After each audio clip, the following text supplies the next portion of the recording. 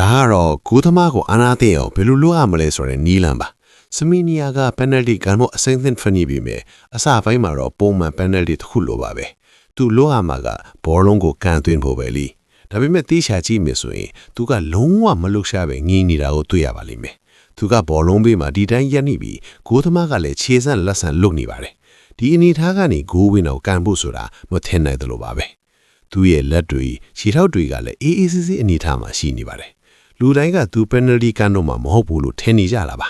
ကိုသမားကလည်းဘာတွေဖြစ်နေတာလဲဆိုပြီးဘာမှမလုပ်ပဲရက်ကြည့်နေပါတယ်အဲ့ဒီနောက်မှာတော့သူကတခုခုကိုစဉ်းစားလိုက်ပြီး penalty ကန်ဖို့နောက်ကိုဆုတ်သွားပါတယ်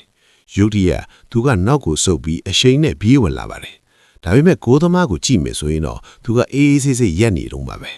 သူရဲ့အနေလှရှားမှုကြောင့်ကိုသမားကသူအရှိန်အဝေးကြီးယူအောင်မယ်လို့ထင်နေတာပါဒါပေမဲ့ဒီလူကတကယ့် genius ပါသူကပြေးဝင်လာရင်လန်ဒဝက်မှာရုတ်တရက်ရက်လိုက်ပြီးမှအရှင်ကုံတန်ကဘောလုံးကိုကန်သွင်းလိုက်ပါတယ်ကိုသမားကကားကွယ်ဖို့ကြိုးစားခဲ့ပြီပဲလေ